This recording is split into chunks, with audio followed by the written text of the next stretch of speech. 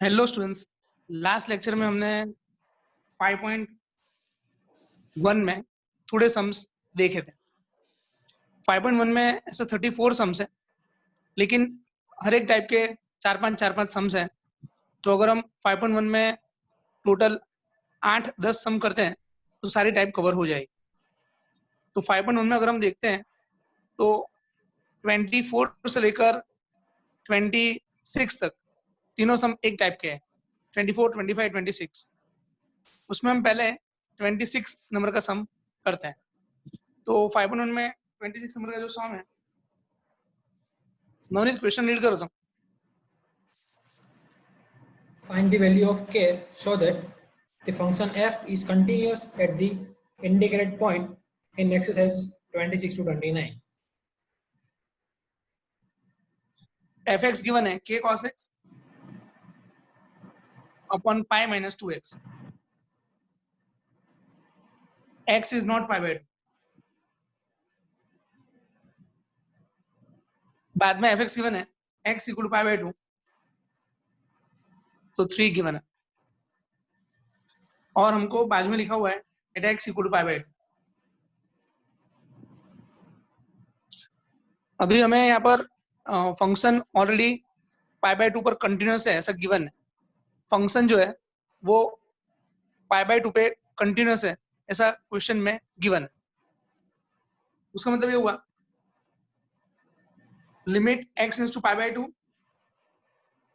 Plus fx equal to limit x tends to pi by 2 minus fx and f pi by 2। ये तीनों का answer equal आएगा।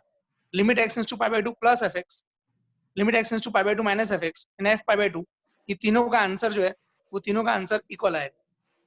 अब हमें पाई बाय 2 प्लस और पाई बाय 2 माइनस दोनों के लिए अलग अलग फॉर्मूला इसमें दे नहीं रखी है। पाई बाय 2 प्लस का मतलब होता है पाई बाय 2 से ग्रेटर, और पाई बाय 2 माइनस का मतलब होता है पाई बाय 2 से स्मॉलर। पाई बाय 2 से प्लस तो वो हो जाएगा greater than pi by 2। Pi by 2 minus तो उसका मतलब हो जाएगा लेस देन पाई बाय 2।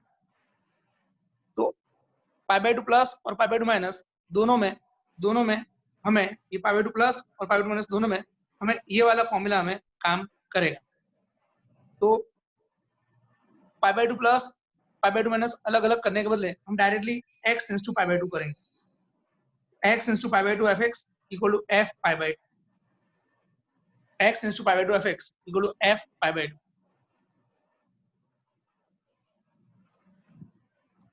अब ये जो fx है उसका फॉर्मूला ऊपर दे रखा है k cos x अपन pi minus 2x, और ये जो f पाई बाय 2 है, f पाई बाय 2 वो दिया हुआ है 3, f पाई बाय 2 जो है वो दिया हुआ है 3, तो f पाई बाय 2 3 गिवन।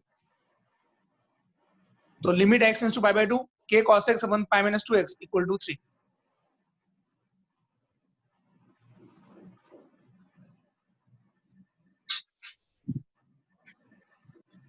अभी यहाँ पर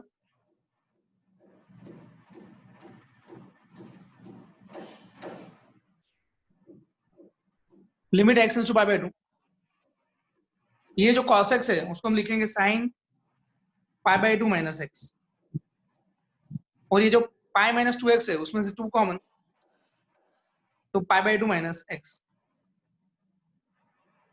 ये जो cos x है उसको लिखेंगे sin pi by 2 minus x, और ये जो पाई माइनस 2x है उसमें 2 common, pi by 2 minus x। अब ये टर्म जो है उसका फॉर्मूला है sin theta upon theta equal to 1, तो theta tends to 0 sin theta upon theta equal to 1। उसके हिसाब से हम देखेंगे तो ये जो सर्कल किया है उसका आंसर 1 हो जाएगा। तो k by 2 into 1 equal to 3, तो k इक्वल टू 6। तो हमारा जो k का आंसर है वो 6 हो गया। अभी 31 से लेकर 34 तक जो सम्स है वो चारों सम एक टाइप के हैं, तो वो हम देखते हैं 31 से लेकर 34 तक। 31 उसमें हमारा फंक्शन है cos x स्क्वायर, बाद में 32 में हमारा फंक्शन है मोड cos x, बाद में 33 में हमारा फंक्शन है साइन मोड एक्स, और 34 में हमारा फंक्शन है mod x minus mod x plus 1, mod x minus mod x plus 1।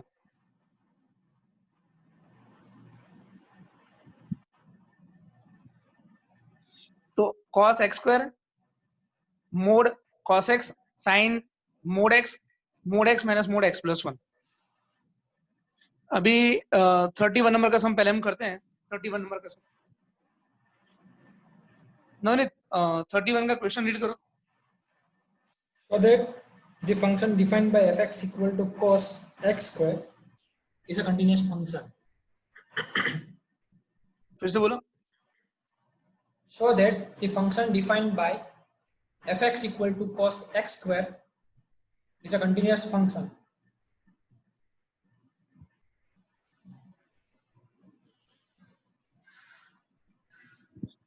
अगर हम क्वेश्चन रीड करते ध्यान से, तो क्वेश्चन रीड करते तो उसके अंदर ही दो फंक्शन क्लियर हो जाते हैं, एक cos दूसरा x स्क्वायर। तो यहाँ पर दो फंक्शन है, एक cos है और दूसरा x स्क्वायर है। तो जो पहला फंक्शन है cos, उसको हमने g कंसिडर किया, तो g equal to cos x, और दूसरा फंक्शन x स्क्वायर उसको हमने h कंसिडर किया, तो hx equal to x square. अब हमें यहाँ पर ये cos और x स्क्वायर है, तो हमें यहाँ पर दोनों को कंबाइन करने के लिए कंपोजिट फंक्शन लेना पड़ेगा। कंपोजिट फंक्शन GOH, ये हो गया GOHX,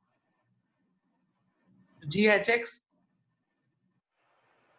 अंदर जो HX है वो हमारा x स्क्वायर है, और बाहर जो G है वो हमारा cos है, ये हो जाएगा cos x square.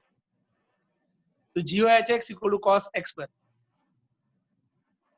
GOHX equal to cos x square. ये G फंक्शन जो है cos x ट्रिगोमेट्रिक फंक्शन है, वो already continuous. x square polynomial function है, वो ऑलरेडी कंटिन्यूअस। तो cos x is already continuous function.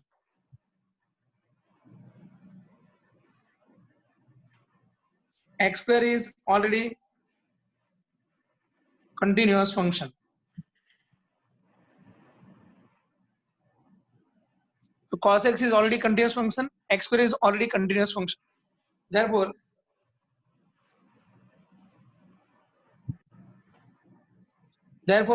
GOH equal to cos x square is also continuous function.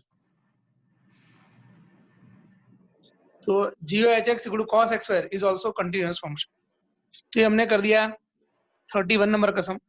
एक और सम देख लेते हैं, 33 नंबर का सम। 33 नंबर का सम है, तो 33 नंबर का जो सम है उसमें कौन से दो फंक्शन है नवनीत 33 में? 32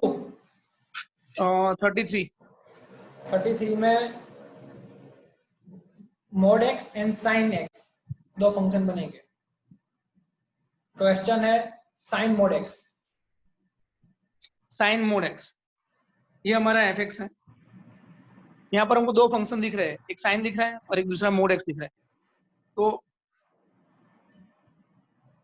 gx equal to sine x, hx equal to mod x, gx equal to sine x, hx equal to mod x. अब हम यहाँ पर करते हैं sine mod x, GOH, G के अंदर hx, ये जो hx है वो हमारा मोड एक्स, बाहर जो G है वो हमारा साइन है, तो साइन मोड एक्स। तो खाली जो साइन एक्स है वो भी कंटिन्यूअस है, और जो मॉड्यूलस एक्स है वो भी कंटिन्यूअस है, इसलिए जो GOH है साइन मोड एक्स वो भी कंटिन्यूअस होगा। GX equal to sine x, GX equal to sine x continuous है, HX equal to mod x भी कंटिन्यूअस है, इसलिए GOH जो कंपोजिट फंक्शन है वो भी कंटिन्यूस होगा।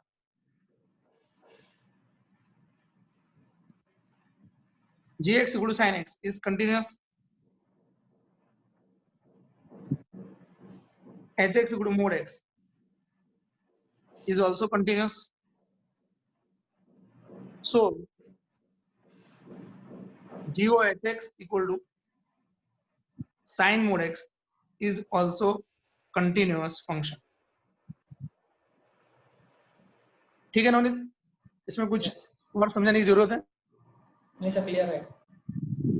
एक 5.1 में एक और आखिरी सम देख लेते हैं, और वो है सम नंबर 19।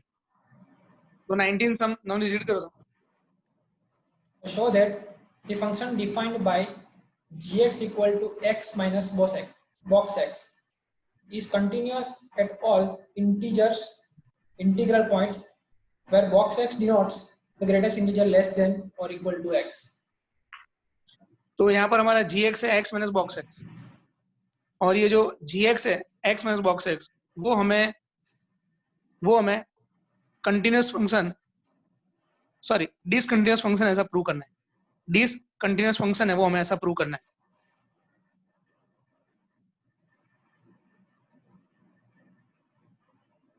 यहाँ पर एक नंबर है n, ये n+1, n माइनस, अगर हम लेते हैं x टेंड्स टू n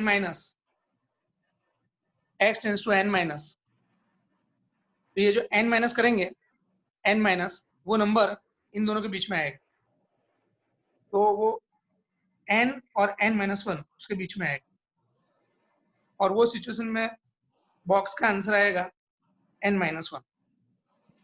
फिर हम करते हैं x tends to n plus, तो उसका जो आंसर है वो n और n+1 के बीच में आएगा,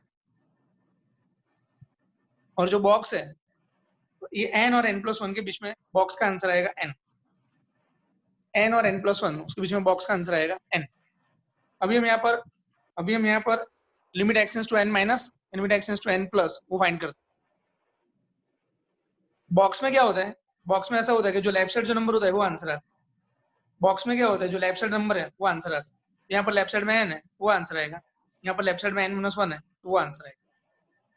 अभी limit x tends to n minus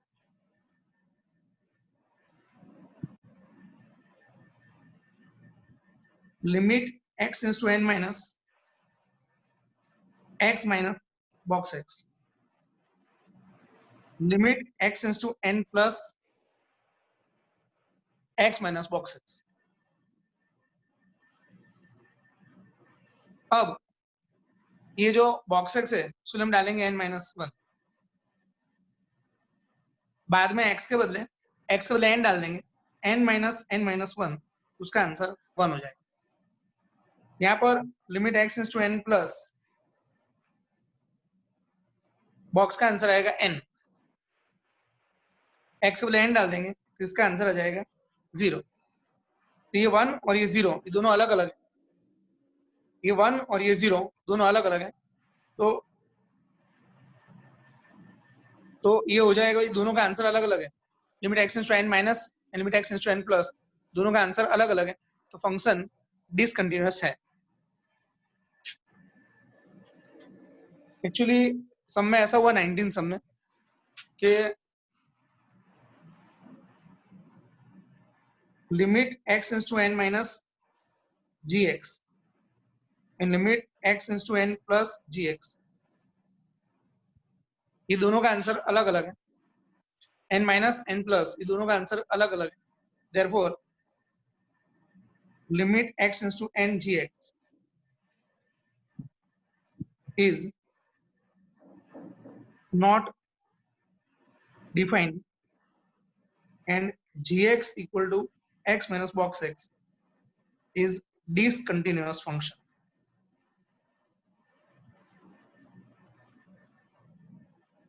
ठीक है नवनीत, क्लियर है?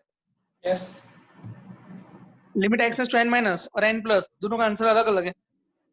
Limit x tends to n minus limit x tends to n plus दोनों का आंसर अलग अलग है, इसलिए जो फंक्शन है वो डिसकंटिन्यूअस है। अभी अगर हम अगर आपको याद हो स्टूडेंट्स, तो हमने 5.2 में दो सम छोड़े थे जिसमें 5.1 का रेफरेंस था। वो जो 5.2 के दो सम जो हमने छोड़े थे जिसमें 5.1 का रेफरेंस था, वो हम करवा सकते हैं। तो 5.2 में सम नंबर 10 देखिए, 5.2 10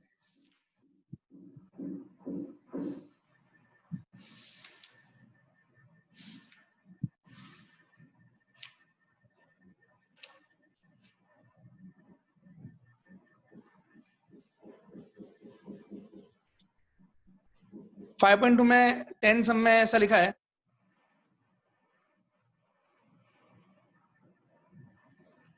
fx group box x,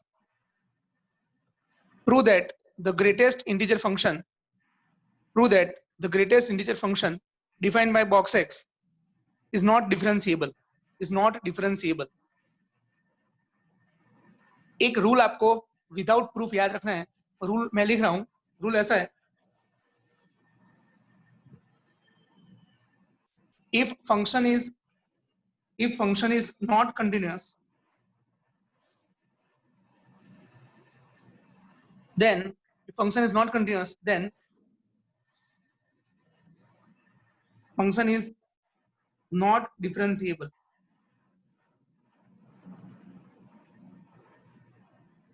rule ऐसा है कि अगर फंक्शन कंटिन्यूस नहीं है तो वो डिफरेंशिएबल भी नहीं है। अगर फंक्शन कंटिन्यूस नहीं है तो फंक्शन डिफरेंशिएबल भी नहीं है। अभी जो हमारा बॉक्स एक्स है वो आपको पता है कि हम जानते हैं कि बॉक्स एक्स कंटिन्यूस नहीं है, इसलिए बॉक्स एक्स डिफरेंशिएबल भी नहीं होगा। फिर भी हम सम करते हैं।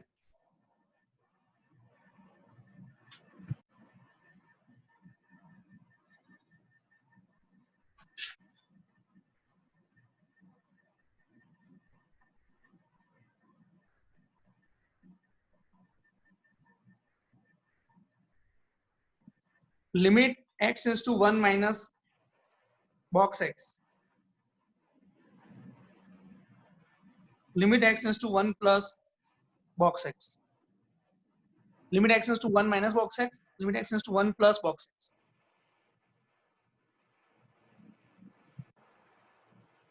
ये जो बॉक्स एक्स है 1 माइनस लेंगे तो 1 से स्मॉलर थोड़ी वैल्यू लेते हैं तो 0.99 आएगा। 0.99 उसका बॉक्स लेंगे तो बॉक्स 0 आएगा, इसका आंसर 0 आएगा।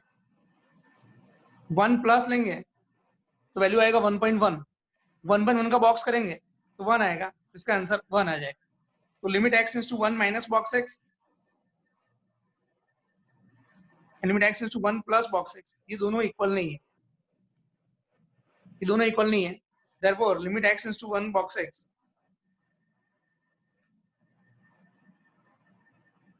does not exist। तो function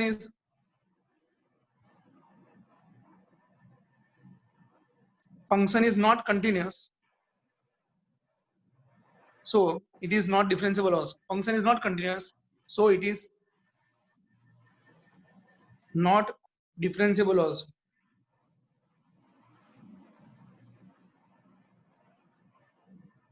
जिस तरह मैंने 1 के लिए किया उस तरह आप 3 के लिए कर सकते हो। तो limit x is to 1 minus 1 plus, दोनों के लिए limit x is to 1 minus 1 plus, दोनों के लिए आंसर अलग अलग आ रहा है। फंक्शन कंटिन्यूअस नहीं है और बाद में वो डिफरेंशिएबल भी नहीं है। तो यहाँ पर 5.2 का 10 सम हमने खत्म किया। अब हम आते हैं, एक एक्सरसाइज बाकी है चैप्टर में 5.8। तो 5.8 काफी आसान एक्सरसाइज है, तो 5.8 में आते हैं।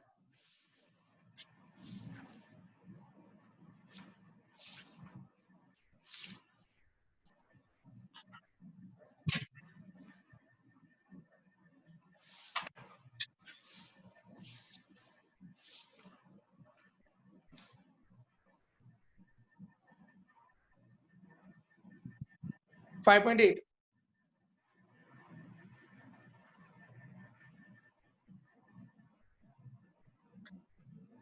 एट में दो थियरम्स हैं।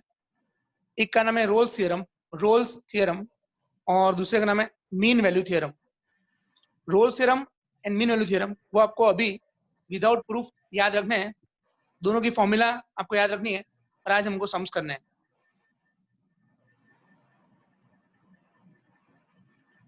पहला है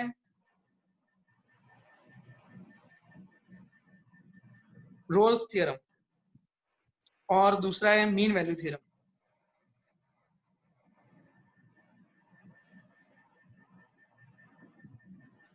अभी अगर हम बात करते हैं रोल्स थ्योरम की, तो रोल्स थ्योरम में और मीन वैल्यू थ्योरम में, Rolle's theorem and mean value theorem दोनों में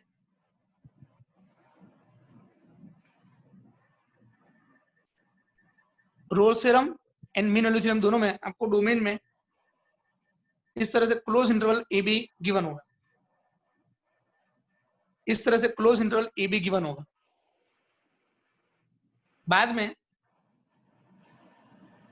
एफ ए और एफ बी फाइंड करने का, एफ ए और एफ बी फाइंड करने का, रोल्स थ्योरम में एफ ए और एफ बी इक्वल आएगा, मीन वैल्यू थ्योरम में एफ ए और एफ बी इक्वल नहीं आएगा, एफ ए और एफ बी इक्वल नहीं आएगा।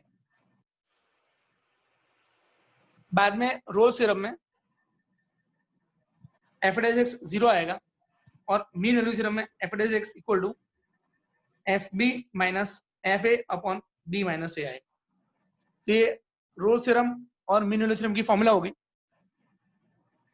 ये दो फॉर्मूला है, उसके बेस पे हम 5.8 में थोड़े सम्स करते हैं। रिकॉर्डिंग पोस्ट करो।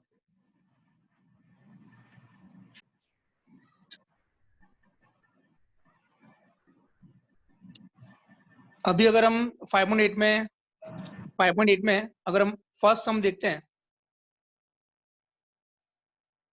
तो 5.8 में फर्स्ट सम ऐसा है, f x equal to x square plus 2x minus 8, x square plus 2x minus 8, x belongs to -4 common. हमको इसमें रोल्स थ्योरम वेरीफाई करना है। F x equal to x square plus 2x minus 8, x belongs to -4 2। इसमें हमको Rolle's theorem हमको इसमें verify करना है। ये हमारा ए, ये हमारा बी। ए हमारा -4 है, बी हमारा 2 है। तो ए हमारा -4 है, बी हमारा 2 है। तो सबसे पहले हम चेक करते हैं ये वाला condition, F A equal to F B, क्योंकि रोल्स थ्योरम में F A and F B equal, Rolle's theorem में F A and F B equal है। ए हमारा -4, बी हमारा 2, तो एफ ए लेते हैं, एफ -4, एफ -4। तो यहाँ पर ये जो एक्स है उसको हम -4 डालेंगे,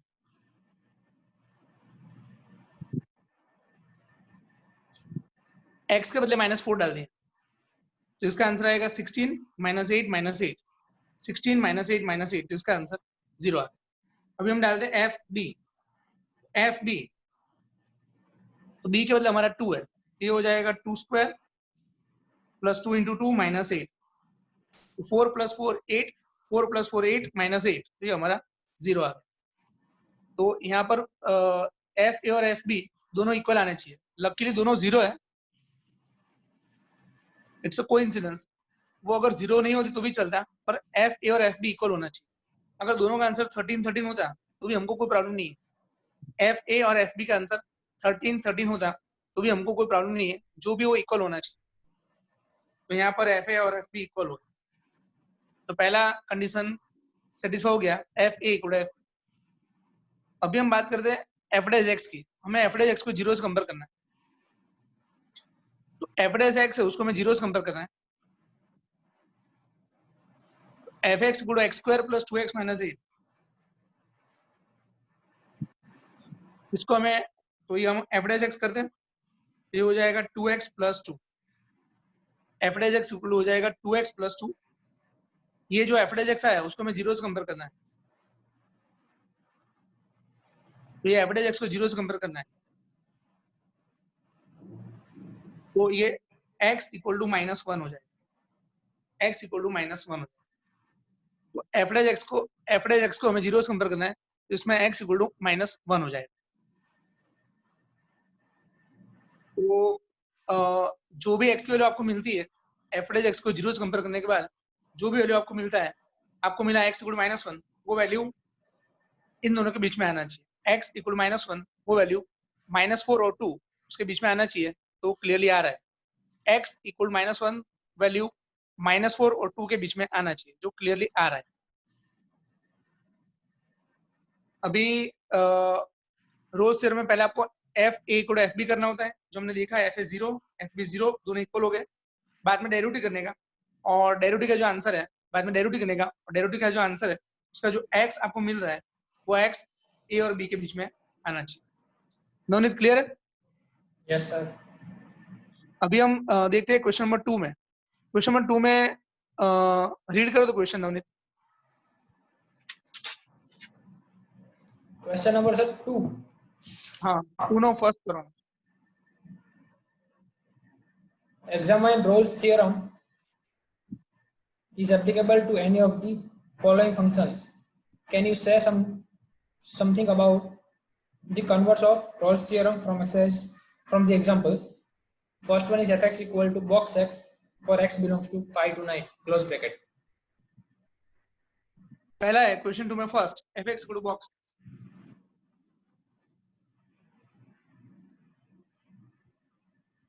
f(x) equal to box x belongs to 5 to 9.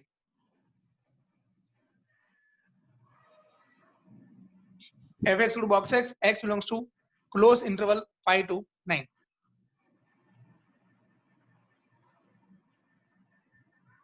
अभी यहाँ पर सबसे पहले हम कंडीशन चेक करते हैं, एफ ए और एफ बी इक्वल होना चाहिए। ये हमारा ए, ये हमारा बी है, तो एफ ए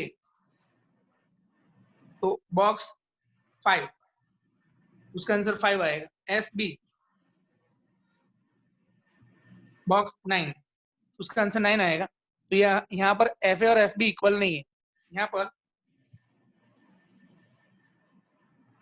पर एफ ए और एफ बी इक्वल नहीं है, तो Rolle's theorem is not applicable.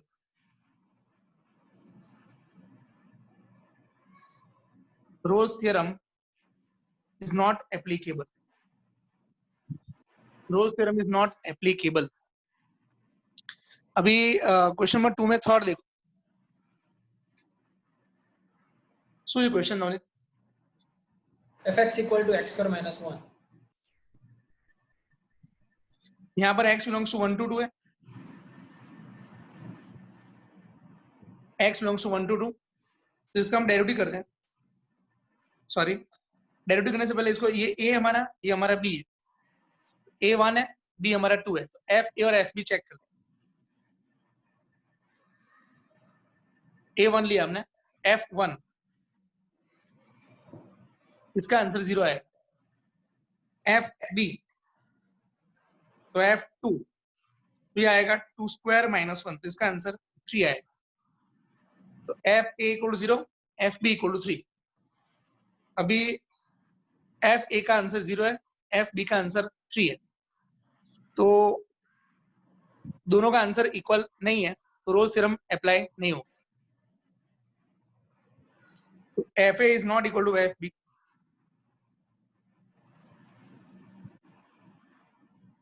Roles theorem is not applicable. तो Rolle's theorem is not applicable.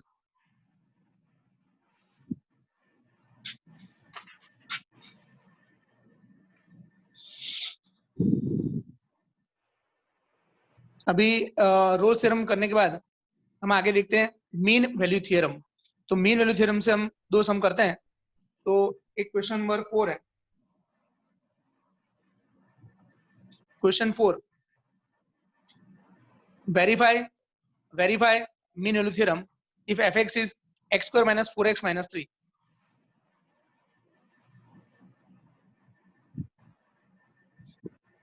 fx is x square minus 4x minus 3.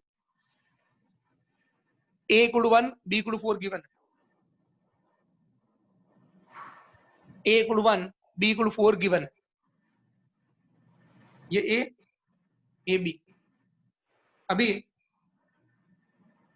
पहले हम देखते हैं ये हमको इसमें ये सब में हमको करना है मीन वैल्यू थ्योरम।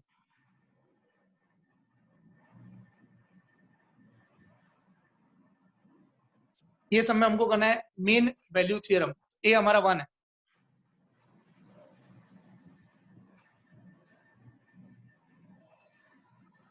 तो 1 - 4 - 3 ये हो जाएगा -6।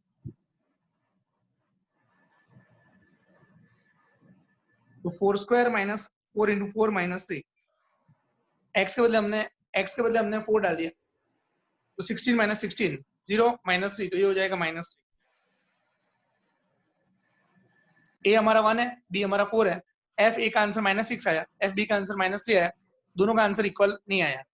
रोल्स थ्योरम में दोनों का आंसर इक्वल नहीं आना चाहिए। यहाँ पर दोनों का आंसर इक्वल नहीं आया। एफ ए और एफ बी उसका आंसर इक्वल नहीं है। अभी हम इसमें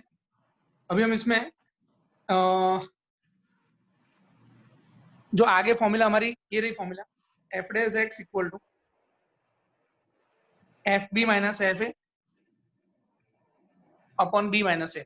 ये हमारी फॉर्मूला है, F dash x equal to F B minus F A upon B minus A. B हमारा 4 है, ए हमारा 1 है। ये हो जाएगा F4 - F1 अपॉन 4 - 1। ए और बी के बदले 1 और 4 डाल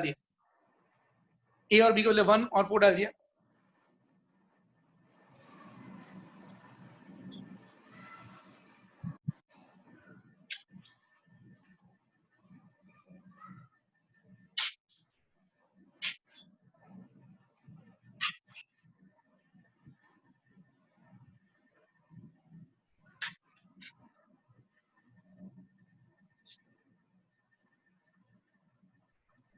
F dash x left side में एफ डैश एक्स है। जो एफ डैश एक्स है उसका आंसर हमको यहाँ से मिलेगा। और उन्होंने डेरिवेटिव क्या आएगा, x² - 4x - 3 का डेरिवेटिव क्या है? 2x - 4 फंक्शन का पूछ रहे हैं। हाँ, तो डेरिवेटिव आएगा 2x - 4। इसका डेरिवेटिव 2x, इसका डेरिवेटिव -4, इसका डेरिवेटिव 0। 2x - 4। अभी हम देखते हैं ये F4 जो है वो हमारा -3 है। F1 जो है वो हमारा -6। तो अभी हम देखा तो ये 2x - 4 ये ऊपर हो जाएगा 3 और नीचे आएगा 3, तो 3/3 1 हो जाएगा। ये हो गया 2x = 5। तो x = 5/2, तो x = 2.5। ये जो x की वैल्यू है 2.5, ये जो x की वैल्यू 2.5 वो 1 और 4 के बीच में आ रही है। ये वैल्यू 2.5, ये वैल्यू क्लियरली 1 और 4 के बीच में आ रही है। तो यहाँ पर हमारा मीन वैल्यू थ्योरम अप्लाई हुआ। मीन वैल्यू थ्योरम अप्लाई होने के बाद फाइनली जो x मिला वो x था 2.5। वो 2.5 ये 1 और 4 उसके बीच में आना चाहिए। 2.5 जो है 1 और 4 के बीच में आना चाहिए। 1 और 4 के बीच में से कोई भी वैल्यू हो सकती है। 1.1 भी चलेगा, 3.99 भी चलेगा, और 1 और 4 के बीच में होना चाहिए। 1 और 4 के बीच में। अभी क्वेश्चन नंबर 5 देखते हैं।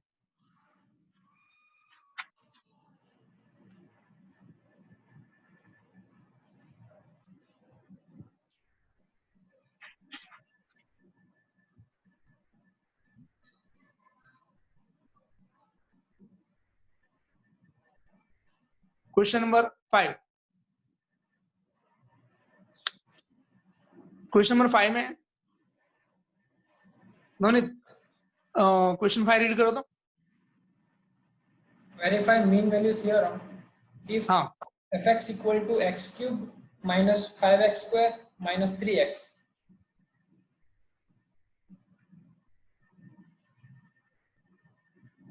In the fx = x³ - 5x² - 3x। in the interval closed AB where a = 1 b = 3. Interval हमारा 1 3 है। इंटरवल हमारा 1 3 है। ये हमारा C ए होगा, ये हमारा बी होगा। ए 1 है, बी 3 है।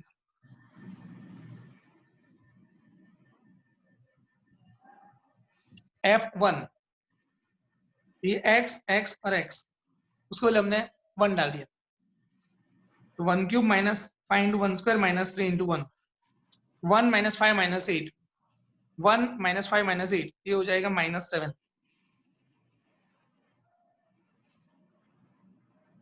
डी हो गया हमारा 3 cube minus 5 into 3 square minus 3 into 3, तो ये हो जाएगा 27 माइनस 45 माइनस 18 माइनस 9, तो ये -27 हो गया। अभी यहाँ पर एफ ए और एफ बी इक्वल नहीं है, अभी हमको फॉर्मूला अप्लाई करनी है। ये रही हमारी formula, F dash x equal to F B minus F A upon B minus, b हमारा 3 है, ए हमारा 1 है, B3 A1। एफ बी का आंसर आप देख सकते हो, वो आंसर -27। एफ ए का आंसर आप देख सकते हो, वो आंसर -7। ये हो जाएगा -20 अपॉन 2, ये हो जाएगा -10। तो एफ डैश एक्स हमारा हो गया -10। अब एफ डैश एक्स ऊपर जो फंक्शन है उसका हम डेरिवेटिव करते हैं, तो एफ डैश एक्स जो होगा वो हो जाएगा 3x² माइनस 10x माइनस 3। तो 3x² माइनस 10x माइनस 3, वो ये जो एफ डैश एक्स है उसका आंसर हमें यहाँ पे डालना है 3x² minus 10x minus 3 equal to -10। 3x² minus 10x minus 3 equal to -10। तो ये अभी हम इसको, ये जो क्वाड्रेटिक इक्वेशन हमको दिख रहा है 3x² minus 10x minus 3 equal -10, ये जो क्वाड्रेटिक इक्वेशन दिख रहा है उसको हमें सॉल्व करके x फाइंड करना है। तो 3x² minus 10x minus 3 equal -10, ये क्वाड्रेटिक इक्वेशन को सॉल्व करके हमको x फाइंड करना है।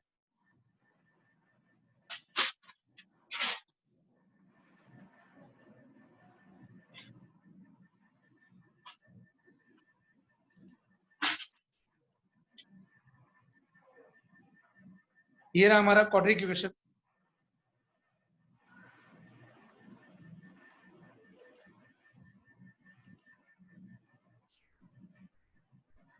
अभी हो गया 3x² माइनस 10x, ये -10 को लेफ्ट साइड लेंगे, -10 को लेफ्ट साइड लेंगे तो ये हो जाएगा +7 इक्वल टू 0। अभी हम ये क्वाड्रेटिक इक्वेशन को फैक्टराइज करके सॉल्व करेंगे, और जो x की वैल्यू आएगी वो कंपलसरी a और b मतलब 1 और 3 के बीच में आना चाहिए। जो x की वैल्यू आएगी वो a और b मतलब 1 और 3 के बीच में आना चाहिए। तो 3x² minus 3x minus 7x plus 7 equal to 0, इन दोनों में से 3x कॉमन तो x माइनस 1, इसमें से -7 कॉमन तो x minus 1, x minus 1 common तो अंदर बचेगा 3x माइनस 7 इक्वल टू 0, तो x इक्वल टू 1 और x इक्वल टू 7/3। अब ये जो 7/3 है वो हो जाएगा 2.66, तो x इक्वल टू 1 और x इक्वल टू 7/3।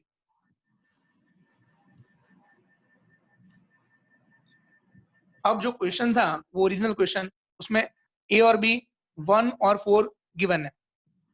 जो ओरिजिनल क्वेश्चन है, सॉरी, जो ओरिजिनल क्वेश्चन है उसमें a और b 1 और 3 गिवन है। a b, ये हमारा a और b 1 और 3 है,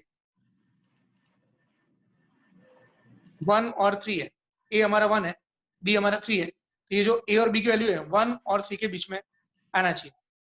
तो x equal to 1, x equal to 1 लेंगे तो ये वैल्यू वैलिड नहीं है क्योंकि 1 और 3 के बीच में नहीं आएगा। हमें कंपलसरी रूल ऐसा है कि x का वैल्यू a और b के बीच में आना चाहिए। Rolle's theorem and mean value theorem दोनों में भले यहाँ पर क्लोज इंटरवल है, पर जो फाइनल आंसर आता है डेरिवेटिव करने के बाद, वो डेरिवेटिव करने के बाद x का जो आंसर है वो a और b के बीच में आना चाहिए। x इक्वल टू 2.66 1 और 3 के बीच में आएगा, तो x इज बिटवीन 1 एंड 3। तो Rolle's theorem apply हुआ, here Rolle's theorem is applicable, here Rolle's theorem is applicable, and A और B जो है उसके बीच में हमारी x की वैल्यू आ गई, तो Rolle's theorem, सॉरी यहाँ पर हमारी जो x की वैल्यू है 2.66 वो A और B के बीच में आ गया, तो mean value theorem is applicable. पहले मैंने गलती से रोल्स बोला, पर mean value theorem is applicable.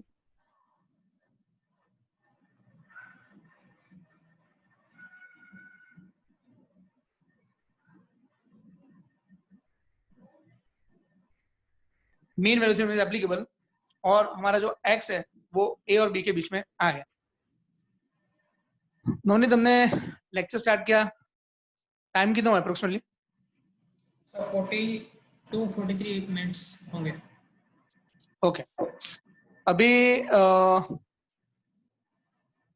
और 5.8 में और कोई सम है जो तुम्हें ऐसा लग रहा है कि सॉल्व कराने की जरूरत है? कैसे सब कुछ क्लियर है? 5.8 तो हो गया, इजी क्लियर था। 5.8 का कंक्लूजन क्या है? कंक्लूजन बोलो तो। कंक्लूजन यही है कि हमें चेक करना है कि रॉल्स थ्योरम या फिर मीन वैल्यू थ्योरम एप्लीकेबल है या नहीं। उसके लिए बस कंडीशन चेक करके अप्लाई करना है, और अगर लगता है तो x की वैल्यू फाइंड करनी है मीन वैल्यू में। बराबर। तो रोल्स थ्योरम में कंडीशन क्या थी रूल्स में? रोल्स थ्योरम में पहले वो कंडीशन जो आपने बताई, वो close bracket a comma b के लिए कंटीन्यूअस होना चाहिए, और ए बी के लिए डिफरेंशिएबल। शायद आपने नहीं बोला होगा क्योंकि वो डिफॉल्ट हो जाता है मोस्टली। रोल्स थ्योरम में एफ ए और एफ बी इक्वल होना चाहिए। रोल्स थ्योरम में एफ ए और एफ बी इक्वल होना चाहिए। मीन वैल्यू थ्योरम में एफ ए और एफ बी इक्वल नहीं है। रोल्स थ्योरम में डेरिवेटिव 0 होगा, और मीन वैल्यू थ्योरम में डेरिवेटिव होगा F B minus F A upon B minus A. बराबर ना? यस।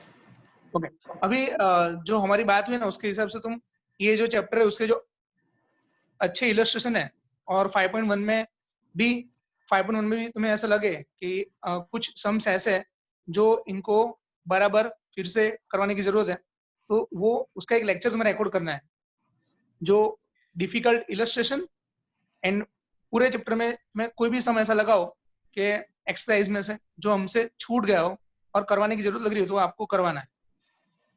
ठीक है सर। ठीक है ना? तो आज के लिए फिर ये आज का लेक्चर थोड़ा छोटा सा हुआ, आज के लिए इतना ही रखते हैं, और नेक्स्ट लेक्चर में हम न्यू चैप्टर स्टार्ट करेंगे। ठीक है? Okay sir. Thank you. Stop recording.